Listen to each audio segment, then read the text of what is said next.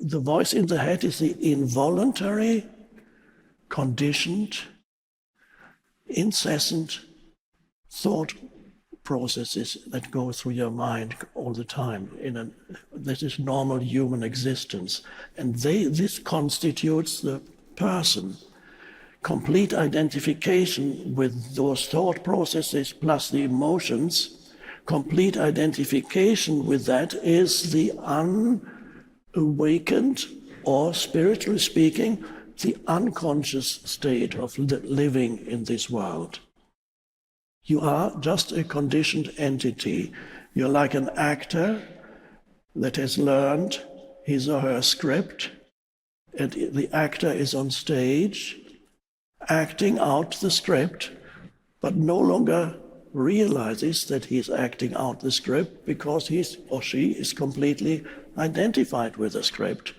So the script, for example, dictates whenever somebody says that, I get angry. So somebody says that,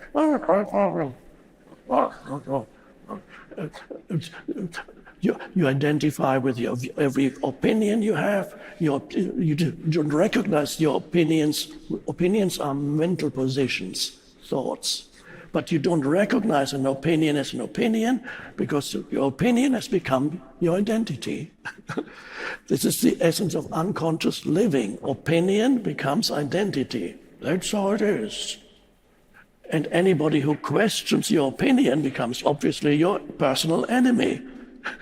Because you have identified with this fiction, somebody attacks or questions this fiction that you have identified with, and immediately, in your unconscious state, this person becomes your enemy until you start shouting or defending your viewpoint, or in very extremely unconscious people, physical violence happens over a difference of opinion. Oh my God. This is, unfortunately for millions, that is still their normal state. And this produces a not very happy life. If you only exist as this conditioned entity, your life is full of problems and conflicts, many of them internally generated by the unobserved mind.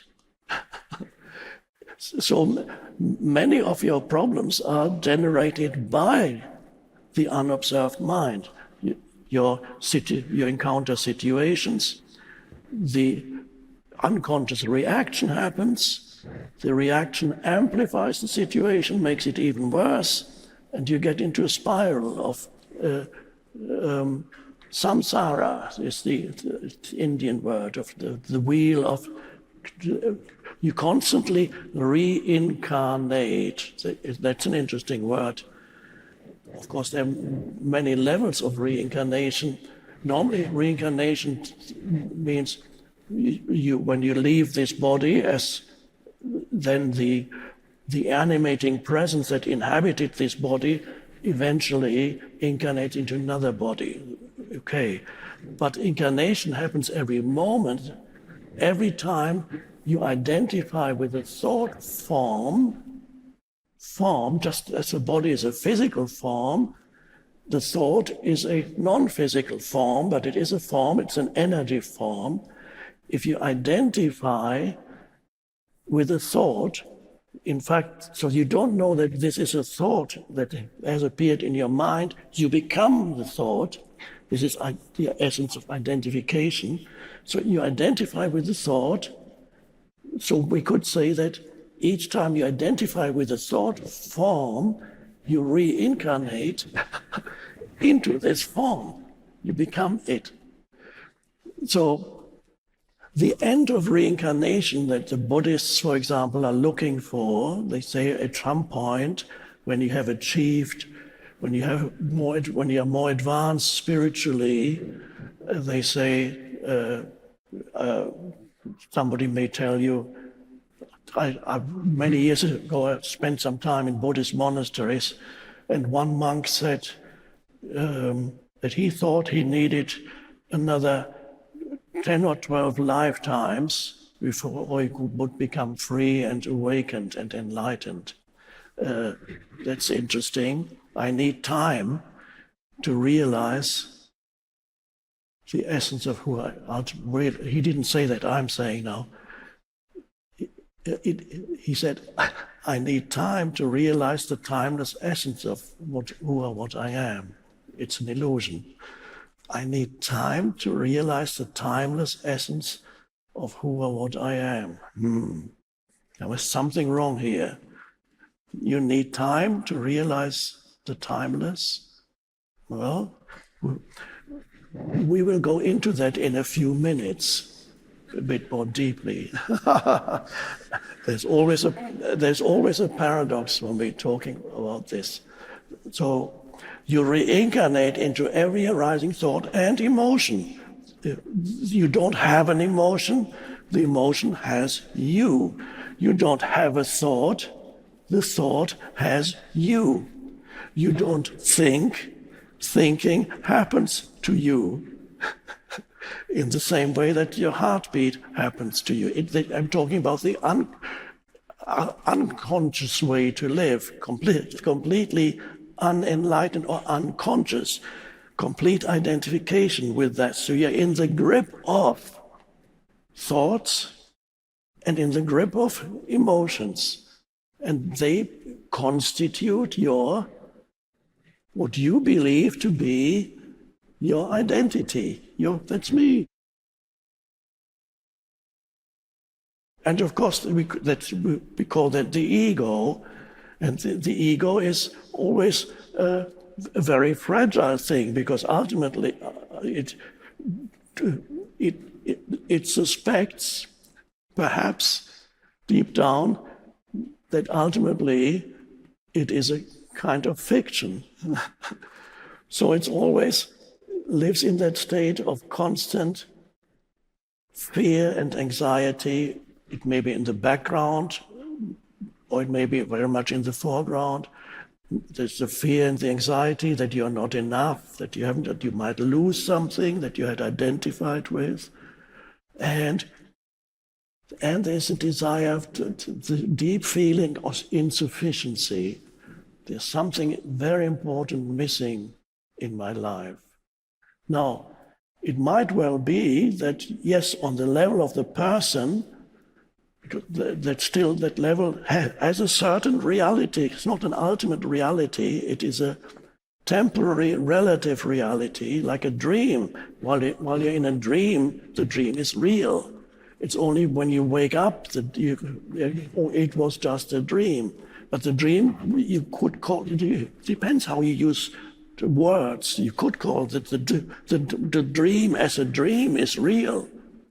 It's only when you awaken then you call it not real. So there is a certain reality to this life, and only when you transcend that, it may appear to you as something akin to a dream, very much like or perhaps even a nightmare, that you wake up out of this nightmare if your life is very unpleasant. So there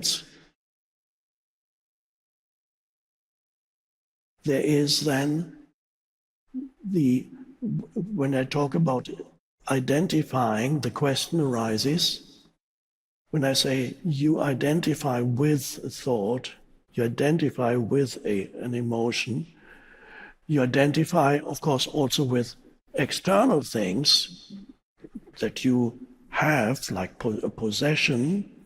You identify with your body. That's the first thing perhaps you identify with.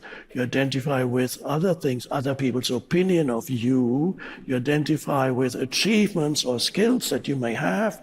You identify with failures that you have experienced. You identify with things that you have done to others or the others have done to you. All kinds of things you identify, body, possessions, etc.